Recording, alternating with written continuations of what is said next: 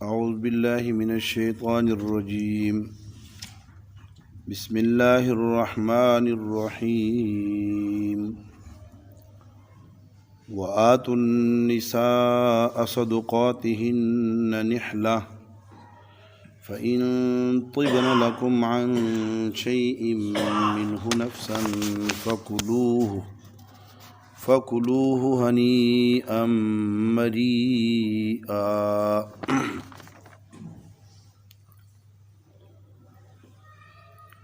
وآتوا النساء، اور دو عورتوں کو، صدقاتہن، ان کے مہر، نحلتاً، خوش دلی سے،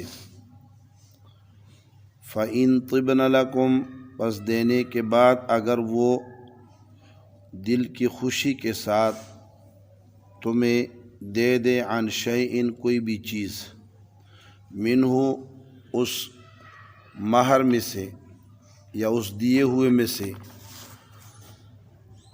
دل کی خوشی سے، تو فَكُلُوهُ هَنِيئًا مَرِيئًا، تو پھر اسے کھاؤ بے خوفی کے ساتھ، خوشگواری کے ساتھ، یا رچتے بچتے۔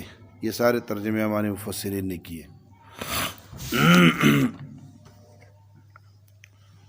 سورۃ النساء کی تفسیر چل رہی ہے، اور پہلا مرحلہ ہے، پہلا حصہ ہے سورت کا۔ اس سورت کا مرکزی خیال اور مرکزی عنوان جو اس کا موضوع ہے وہ ہے دفع مظالم۔ مظالم یعنی ظلموں کو دور کرنا، دفع کرنا، انہیں ختم کرنا، اور مظلوموں کی اشکشوئی کرنا، ان کی سرپرستی کرنا، ان کو دلاسا دینا، اور ان کو ان کے حقوق دلوانا۔ اس صورت مبارکہ کا مرکزی خیال اور مرکزی نقطہ جو ہے وہ یہ ہے کہ مظالم چاہے حقوق اللہ میں ہوں یا حقوق العباد میں ہوں، اس سے روکنا اور اسے ختم کرنا۔ تو گزشتہ دروس میں آیت نمبر 1، آیت نمبر 2 میں، آیت نمبر 1 تمہید تھی جس کا پوری صورت کی طرف اشارہ تھا۔ آیت نمبر 2 میں پہلا حکم نازل ہوا کہ یتیموں کے مال میں جو ظلم ہو رہے ہیں ان مظالم سے دستبردار ہو جاؤ۔ دوسری آیت میں یتیم بچیوں کے ساتھ نکاح کے حوالے سے جو مظالم ہو رہے ہیں ان مظالم سے بچو اور اس سے دستبردار ہو جاؤ۔ آج کے درس میں تیسرا حکم ہے جو دو عنوان اس کے رکھے جا سکتے ہیں۔ ایک عنوان یہ ہے کہ اوپر مظالم سے منع کیا گیا تھا، یہاں عورتوں کے ایک اہم ترین حق کی ادائیگی کی پابندی کی گئی ہے۔ یا یوں کہا جا سکتا ہے کہ اوپر کے آیات میں عورتوں کے نکاح کے اندر، نکاح لڑکیوں کے ساتھ، یتیم اور کمزور اور بے سہارا عورتوں کے ساتھ نکاح کر کے اس پہ جو مظالم ڈائے جاتے تھے اس کا دفع کیا گیا۔ اب مہر سے متعلق جو مظالم تھے ان کا دفع کیا گیا ہے، ان کا دفاع کیا گیا ہے اور انہیں ختم کیا گیا۔ ان کے سدباب کے لیے آیت مبارکہ نازل ہوئی ہے۔ عرب میں جیسے کہ بہت ساری چیزیں بگڑی ہوئی تھی اور عموماً بگاڑ تھا، اس بگاڑ کے اندر جہاں ہر طرف بے اعتدالیاں اور افراط اور تفریط کا بازار گرم تھا، تو وہاں عورتوں کے ساتھ نکاح کرنے کے بعد عورتوں کے مہر کے حوالے سے بھی مظالم اور زیادتیوں کا بازار گرم تھا۔ مختلف قسم کے مظالم ہوتے تھے اور بدقسمتی سے وہی مظالم آج بھی امت کے اندر زندہ ہو گئے ہیں۔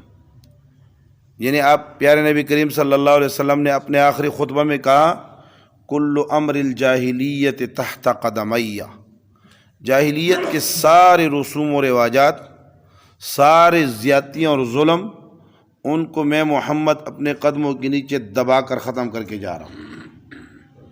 یہ آپ کے آخری خطبے کے کلمات ہیں کہ جاہلیت کے امور میں نے ختم کر دیے، دفن کر دیے، پاؤں کے نیچے رون دیے۔ لیکن آج وہ مظالم بدقسمتی سے پھر اٹھ چکے ہیں۔ کیوں؟ کہ امت کو جس معیار پر اللہ کے حبیب چھوڑ کر گئے تھے، امت اس معیار سے بہت نیچے گر چکی ہے، بہت زیادہ۔ کوئی نسبت نہیں ہے، مناسبت، نسبت آپ کہہ لیں، ایسی کوئی نسبت نہیں ہے جس نہج پہ اللہ کے حبیب صلی اللہ علیہ وسلم چھوڑ کر گئے تھے، اس منہج پہ، اس راستے پہ پڑی ہو امت، بالکل نہیں ہے۔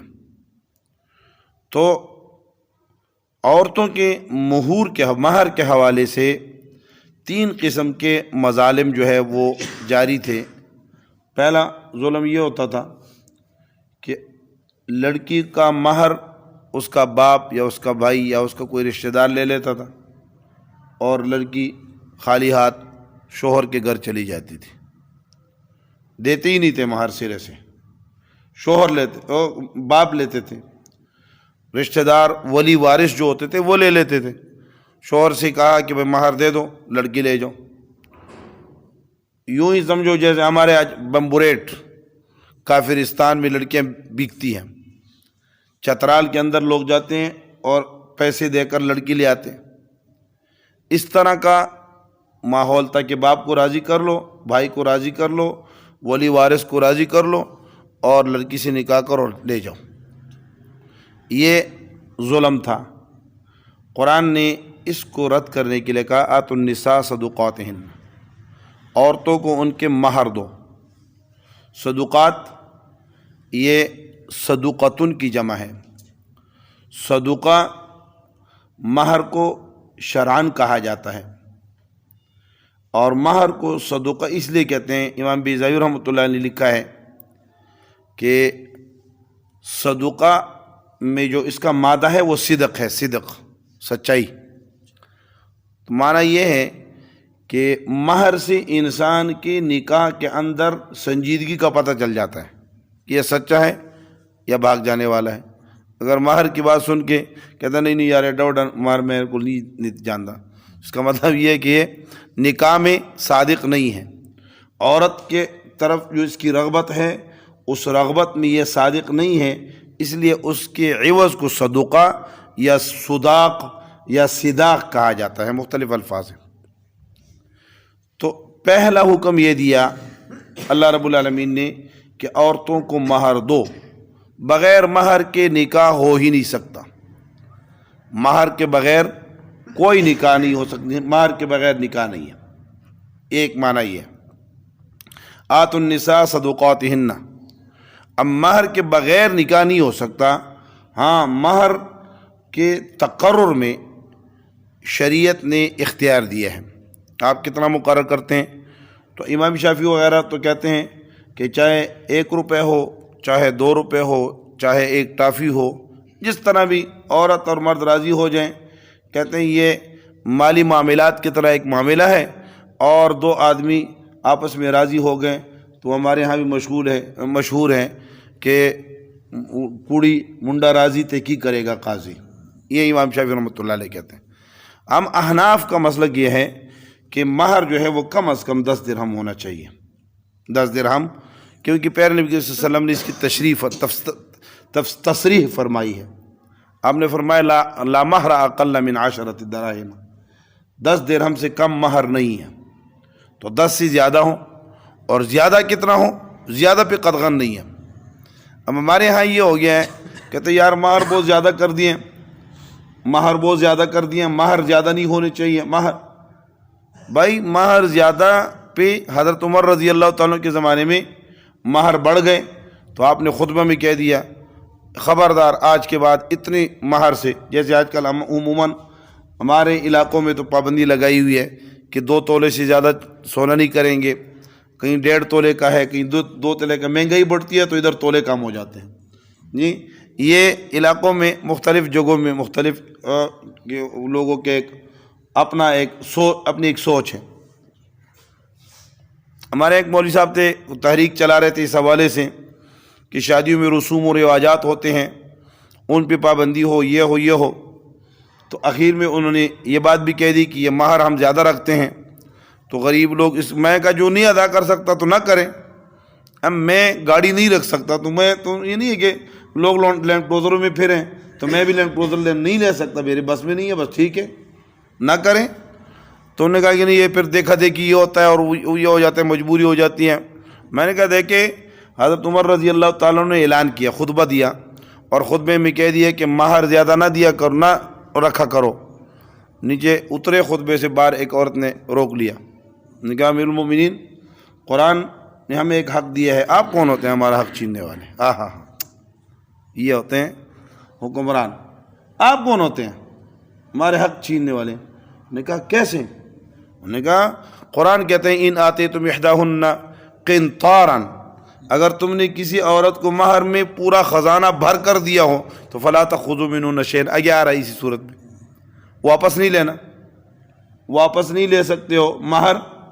وہ کیا ہے، وہ کیا کہتے ہیں، وہ یہ اس میں یوٹرن نہیں ہے، واپسی ناقابل واپسی ہے، دے دیا بس ٹھیک ہے، تو واپس نہیں لے سکتے۔ اب قنطار اگر اللہ کہہ رہے کہ دیا ہو تو اس کا مطلب یہ ہے کہ قنطار تک دے سکتے ہیں، پورا خزانہ بھرا ہوا دے سکتے ہیں۔ آپ کون ہوتے ہیں ہمارے مہر؟ اور عمر رضی اللہ وہیں سے واپس ہوئے اور کہا میں نے وہ اپنا حکم واپس لے لیا، میں نے اپنے اس حکم سے رجوع کر لی ہے۔ کیوں؟ قرآن سامنے آ گیا نا، ان کے سامنے جب قرآن آ جاتا تھا، اللہ کے حبیب کا فرمان آ جاتا تھا، پھر وہ قدم نہیں اٹھاتے تھے۔ ہم ہیں کہ قرآن ہو، آپ کے فرامین ہو، جو مرضی آ جائیں، ہم نے اپنے منہج پہ چلنا ہے، اپنی دیوانگی میں ہم چل رہے ہیں، ہم نے نہیں دیکھنا کہ سامنے قرآن آ گیا، سامنے حدیث آ گئی، اللہ کے حبیب کا فرمان آ گیا۔ وہ ان حضرات کی بریکیں لگ جاتی تھی، بریکیں جام ہو جاتی تھی۔ وہ جب آپ صلی اللہ علیہ وسلم کا عبداللہ ابن مسعود رضی اللہ تعالیٰ عنہ مسجد میں داخل ہو رہے ہیں اور کچھ لوگ باہر پھر رہے ہیں، اللہ کے حبیب صلی اللہ علیہ وسلم نے کہا اجلسو، بیٹھ جاؤ، یہ جو گھومنے پھرنے والے لوگ ہیں بیٹھ جاؤ۔ عبداللہ ابن مسعود آدھا پاؤں چوکٹ کے اندر ہے اور ایک پاؤں اندر ہے ایک باہر ہے، وہیں پہ بیٹھ گئے، بریکیں جام ہو گئی۔ کہا عبداللہ آپ کو نہیں کہا، اب تو آ رہے ہیں، یہ جو پیچھے گھوم رہے ہیں ان کو کہا ہے؟ کہا اللہ حبیب آپ کے امر کے بعد عبداللہ کا قدم کیسے اٹھ سکتا تھا؟ اللہ کے حبیب نے کملی اٹھائی اور پھینک کے عبداللہ اس کے اوپر بیٹھ جاؤ، سبحان اللہ، نہیں اس پر بیٹھ جاؤ۔ تو ان کے سامنے جب حضرت معاویہ رضی اللہ تعالیٰ عنہ جنگی ماہر تھے اور انہوں نے ایک علاقے پہ جنگ بندی کر دی، جنگ بندی کرنے کے بعد پھر یہ کیا کہ تدبیر کر کے جنگ بندی کے زمانے میں ہی مسلمان فوجوں کو کافروں کے سرحدات میں داخل کیا اور چلتے گئے ان کے شہروں تک پہنچ گئے اور اندرونی طور پہ قبضہ کر چکے تھے، صرف اعلان باقی تھا۔ اور جیسے ہی معاہدے کا دن پورا ہوا، نے کہا جنگ ہے، اور جنگ ہے کے ساتھ ہی جنگ کا اعلان کرتے ساتھ ہی پورے علاقے پہ قبضہ کر لیا، اندر جا چکے تھے۔ اتنے میں حضرت عامر ابن عبسہ رضی اللہ تعالیٰ عنہ گھوڑے پہ دوڑتے ہوئے آئے، دھول اڑ رہی تھی اس سے، کہا کہ سمعت رسول اللہ صلی اللہ علیہ وسلم یقول، میں نے پیارے نبی صلی اللہ علیہ وسلم سے سنا ہے، وہ فرماتے تھے کہ وفاء لا غدر، مسلمان کی شان یہ ہے کہ جو معاہدہ کرے، جو ایگریمنٹ کرے اس کی پابندی کرے، کبھی غداری نہ کرے۔ یہ غداری کے زمرے میں آتا ہے۔ آپ نے چھپ چھپ کر علاقے فتح کیے ہیں۔ امیر معاویہ نے حکم دیا، کہا سارے لوگ اسی پوائنٹ پہ آ جاؤ جہاں معاہدے سے پہلے تھے، علاقے چھوڑ دو، مفتوحہ علاقے چھوڑ دو۔ اب یہ نہیں ہم تو فتح کر چکے ہیں، ہم تو یہ کر چکے ہیں، نہیں، ہم ہوتے تو سینکڑوں بہانے بنا لیتے۔ آپ صلی اللہ علیہ وسلم کی حدیث کے سامنے یا قرآن کی آیت کے سامنے ان کی نہیں چلتی تھی۔ حضرت عمر رضی اللہ تعالیٰ کو پتہ چلا کہ فارس کے لوگوں نے ایک گیم بنائی ہوئی ہے۔ وہ گیم کیا ہے کہ ننگی نیم برہنہ لڑکیاں انہوں نے تیار کر رکھی ہیں، اور انہوں نے یہ تحقیق کی ہے کہ مسلمان کو جب آپ بدنظری کے اندر ڈال دیں، مسلمان کو آپ بے حیائی میں ڈال دیں، پھر مسلمان کو فتح کرنا بہت آسان ہو جاتا ہے۔ یہ ان کے اس وقت کی تحقیق تھی، صحابہ کرام کے دور کی۔ نے کہا ان کو اس مسئلے میں لڑکیوں میں الجھا دو، عورتوں میں الجھا دو، لڑکیوں میں الجھاؤ۔ امیر المؤمنین کو پتہ چلا، اپنے کمانڈر ان چیف کو خط لکھا اور اس میں لکھا کہ ساتھیوں کو جمع کر کے کہہ دو کہ اللہ رب العالمین کہتے ہیں قل للمؤمنین یغضوا من ابصارہم۔ بس امیر المؤمنین کا پیغام ہے، قال اللہ تبارک و تعالی قل للمؤمنین یغضوا من ابصارہم۔ اللہ کہتے ہیں اپنے آنکھوں کو جھکا لو، بس اتنا حکم تھا۔ صحابہ کرام راستوں کے آس پاس انہوں نے نیم برہنہ لڑکیاں کھڑی کی ہوئی تھیں اور ان کی سریں جھکی ہوئی ہیں، اور ڈائریکٹ جا کے اس کے دروازہ کو دستک دیا، کسی کی نظر ایک عورت کے اوپر بھی نہیں پڑی۔ یہ کیوں؟ قل للمؤمنین یغضوا من ابصارہم۔ تو بہرحال بات یہ ہے کہ کافی بار نکل گئی ہے۔ تو فرمایا کہ عورتوں کو ان کے مہر دو۔ یہ پہلا ظلم ہوتا تھا کہ عورت کو مہر نہیں دیا جاتا تھا۔ آج بھی ایسا ہوتا ہے، آج بھی ہمارے علاقے میں ایک آدمی نے، باپ نے وہ نکاح ہوا تو باپ نے لڑکے والوں سے پیسے لے لیے، تو کچھ عرصہ بعد اس بندے نے مہر بھی لڑکے والوں نے پورا دیا، اور کچھ 10-15 ہزار روپے اس کے والد کو بھی دیے۔ تو کچھ عرصہ بعد اس سے کہا کہ وہ آپ کو پیسے دیے تھے، تو اس نے کہا وہ لڑکی تمہاری ہے، بیٹی تمہاری ہے یا میری ہے؟ بیٹی تمہاری ہے یا میری ہے؟ کہ تو اس کے مہر کا مطالبہ مجھ سے کرتے ہوں، وہ میری بیٹی تھی، میری مہر ہے، بس میں نے لے لیا۔ انہوں نے کہا مہر تو ہم نے ادھر دے دیا ہے۔ کہتا نہیں، وہ جو مرضی کیا میں نہیں دیتا۔ تو بات یہ ہے کہ یہاں بھی وہی ہو رہا ہے۔ دوسرا ظلم یہ ہوتا تھا کہ مہر دیتے بھی تھے تو بڑے بادل ناخواستہ دیتے تھے۔ تو اللہ نے کہا نحلتن، نحلہ اس عطا کو کہتے ہیں جو بندہ بڑی خوش دلی کے ساتھ، حشاش بشاش ہو کے، بڑی جو ہے نا وہ شوق اور جذبے کے ساتھ اور محبت اور عقیدت کے ساتھ کوئی چیز دے، اسے نحلہ کہتے ہیں۔ تو آج بھی مہر دیتے، مہر رکھتے وقت کیا وہ شری رکھ لو، شری وہ 450 روپے رکھ لو، خدا کا خوف کرو۔ یہ تم نے باقی بعض نکاحوں میں تو میں کہتا ہوں یار یہ مجھے لکھتے ہوئے شرم آتی ہے، کوئی تھوڑے سے بڑھا دو 400 لکھ دو، 500 لکھ دو، کیسی باتیں کرتے ہیں۔ باقی شریعت کا، ہاں اگر تیرا 5 دن ناچنا نہ ہوتا اور بڑے بڑے شادی حالوں کے اندر پیسوں کا لاکھوں کا حساب نہ ہوتا تو میں کہہ دیتا کہ بھائی ٹھیک ہے 400 اس کو دو، یہ شریعت والا حساب لگاؤ، ادھر شریعت کرو ادھر بھی شریعت کرو۔ لیکن وہاں تو تم نے ایک شادی کے لیے 10 جوڑے سلائے ہوئے ہیں، صبح ایک، دوپہر کو دوسرا، اور عصر کو تیسرا، مغرب کو چوتھا، عشاء کو 5واں۔ یہ 5 جوڑے ایک دن میں پہنتے ہو، 4 5 6 10 دن جو ہیں تمہارے گھروں میں کیا ہوتی ہے، جشنیں ہوتی ہیں اور فنکشنیں ہوتی ہیں، سب کچھ کام چھوٹا ہوا ہے، سب کچھ دنیا کی ساری دنیا جہاں کی فضول خرچیاں کرتے ہو، اور ادھر آ کے شرری کر دو، شرری کر دو، شرری کر دو، شرعین بھی نہیں کہتے، شرری کر دو، شر والا تو پھر شری ہوتا ہے۔ دوسرے دن لڑکی شر کرنا شروع کر دیتی ہے، لڑتی ہے تو بس شری شر ہوتا ہے۔ تو دوسرا نقصان یہ تھا، اللہ رب العالمین نے فرمایا نحلتن، لڑکیوں کو مہر خوشی سے دیا، خوش دلی سے دیا کرو، یہ ان کا حق ہے۔ اور تیسرا فرمایا، تیسری زیادتی یہ کرتے تھے کہ مہر دے دیتے تھے، پر شوہر کرتا تھا، دباؤ ڈالتا تھا، معاف کرتے ہو کہ نہیں کرتے ہو، میں تمہیں طلاق دے دوں گا، دھمکیاں۔ آج بھی ایسا ہی ہوتا ہے، دھمکانا، تنگ کرنا، اور پھر وہ مجبور ہو کے وہ کیا کر دیتی ہے، کہتی ہیں چلو معاف ہے، میری طرف سے معاف ہے۔ زبردستی معاف کرواتے تھے، عرب میں آج بھی زبردستی معاف کرو۔ زبردستی کا کیا معنی ہے؟ ماحول ایسا بنا ہوا ہے، ماحول ایسا بنا ہوا ہے، لڑکی کو پتہ ہے یار بات کروں گی تو یا تو طلاق ہو جائے گی یا عدالتوں کے چکر پڑ جائیں گے، چلو گولی مارو، سکون سے تو رہوں۔ وہ کہے کہ چلو ٹھیک ہے میری طرف سے معاف۔ یہ معاف نہیں ہے۔ مفتی شفیع صاحب رحمۃ اللہ علیہ نے لکھا ہے جس طرح آپ نے دباؤ ڈال کے یا حالات بنا کے اس کے سامنے اسی چیز معاف کروا دی ہے، عند اللہ یہ معاف نہیں ہوتی، اگرچہ زبان سے اس نے کہہ دیا کہ معاف کر دیا، لیکن اگر وہ دل سے راضی نہیں ہے تو یہ جائز، یہ معاف نہیں ہوئی، لہذا آپ قیامت تک اس کے حق کے اندر گرفتار رہیں گے۔ کل نفس بما کسبت رہینہ، آپ گرفتار رہیں گے اگر آپ نے معاف کروائی ہے۔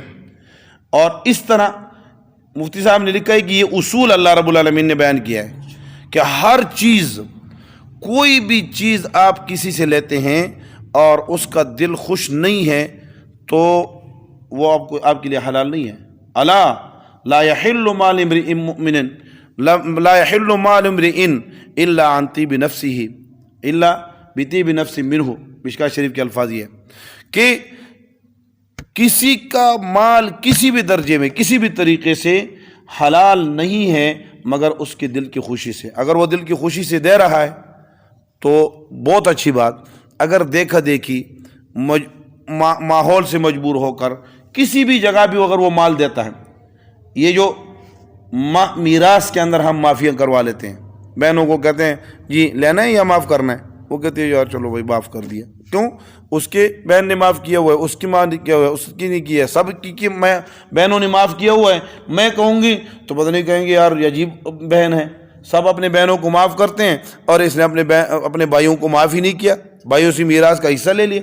اس کو بھی کیا کہتے ہیں؟ یہ بھی عن طیب نفس نہیں ہے، یہ بھی دل کی خوشی سے نہیں ہے، خوشی خوشی با اختیار ہو، اس کی چیز اس کے ہاتھ میں پکڑا دو اور وہ پھر بعد میں کہتے ہیں کہ نہیں بھائی جان یہ لو، یہ واپس لے لو، مجھے نہیں چاہیے، تب ہے۔ اس کی اگر جائیداد میں حصہ ہے تو اس کے نام کر دو، وہ پھر کہہ دیں کہ نہیں بھائی جان مجھے نہیں چاہیے، آپ تو آپ پہلے سے کہہ دیتے ہیں جی معاف کرتے ہو، کہتی ہے معاف کر دیے، بول ٹھیک ہے، یہ طیب نفس نہیں ہے۔ مفتی مولانا حکیم الامت مولانا اشرف علی تھانوی رحمۃ اللہ علیہ نے لکھا ہے کہ طیب نفس کا یہ معنی ہے، تو فرمایا فَإِن طِبْنَ لَكُمْ عَنْ شَيْءٍ، اگر وہ مہر معاف کرتی ہے تو دباؤ سے معاف نہیں کروانا، دباؤ ڈال کر حالات بنا کر اس کے لیے لابنگ کر کے کسی کے ذریعے کسی کے تھرو کہہ دیا، نہیں، اس طرح معاف نہیں ہوتی۔ کوئی بھی مالی معاملہ جی، اگر وہ یہاں تک کہ مفتی صاحب تو یہ لکھا ہے شفیع صاحب نے کہ اگر کوئی آدمی مسجد کا چندہ کرنے جاتا ہے اور وہ چودھری ہے اور اس کی چودراہٹ کا لحاظ کر کے چندہ دے دیا، یا وہ نواں خان ہے، وہ نواب ہے، وہ بڑا آدمی ہے، جی چلو کوئی دنیا کی کسی کام آ جائے گا، وہ جس کو ہم کہتے ہیں نا، ہم پشتوں میں ہم کیا کہتے ہیں، مخ ملازہ، یعنی اس کا چہرہ دیکھ کر، اگر چہرہ دیکھ کر اگر آپ کے دل میں ہوتا ہی ہوا ہے، میں عام آدمی چندہ لینے جائے تو اسے 100 روپے ملتا ہے، چودھری صاحب چلے جائیں اسے 1000 روپے ملتا ہے، اس سے بڑا آدمی چلا جائے اسے 5000 ملتا ہے۔ یہ جو تفریق ہے، یہ جو فرق ہے، اگر ایک عام آدمی کو آپ کیا کرتے ہیں، مسجد کا چندہ 100 روپے دیتے ہیں، اور ملک صاحب بھی آ جائیں اس کو بھی آپ کہتے ہیں کہ ملک صاحب بس میں یہ دیتا ہوں، یہ لے لیں، تو یہ آپ کا طیب نفس ہے۔ اور اگر نہیں ہے تو یہ دباؤ ہے، آپ کہتے ہیں یار ملک ہے، پتہ نہیں کوئی مسئلہ ہی نہ بنا دے، یہ چودھری ہے، خان ہے، پتہ نہیں کوئی مشکل میں نہ ڈال دے، تو اس صورت میں یہ جو پیسے اس نے لیے ہیں اگر وہ مسجد پہ لگاتا ہے، مدرسے پہ لگاتا ہے، تو اس کا لگانا بھی ٹھیک نہیں ہے۔ تو بہرحال فرمایا کہ فَإِن طِبْنَ لَكُمْ عَنْ شَيْءٍ مِّنْهُ نَفْسًا، اگر کوئی چیز تمہارے سامنے وہ دل کی خوشی کے ساتھ معاف کر دیں تو فَكُلُوهُ هَنِيئًا مَرِيئًا، پھر اسے بغیر کسی شک و شبہ کے استعمال کر سکتے ہو۔ ہنی اس چیز کو کہتے ہیں جو بندہ کیا کر دیتا ہے، جو آسانی سے نگل جائے، جو چیز آسانی سے نگل جائے، نرم ہو، نازک ہو اور خستہ ہو، اور بندہ منہ میں رکھے اور چپ کر کے چلا جائے، اس کو ہنی کہتے ہیں۔ اور مری اس کو کہتے ہیں جس کا انجام اچھا ہو، یعنی پیٹ میں جا کے مروڑ نہ پیدا کرے اور درد نہ پیدا کرے، معدے کے لیے مضر نہ ہو، اس کو مری کہتے ہیں۔ تو اس کے معنی کیا ہے؟ ہمارے مفسرین نے خوشگوار کی کیے ہیں، اس کے لذیذ کی کیے ہیں، اور اس کے مزیدار کی بھی کیے ہیں، اور بے خوفی کی بھی کیے ہیں، بلا جھجک اس کو کھاؤ۔ یہ تب ہیں جب کیا ہے ان کی طرف سے اس کی اجازت ہو۔ اللہ رب العالمین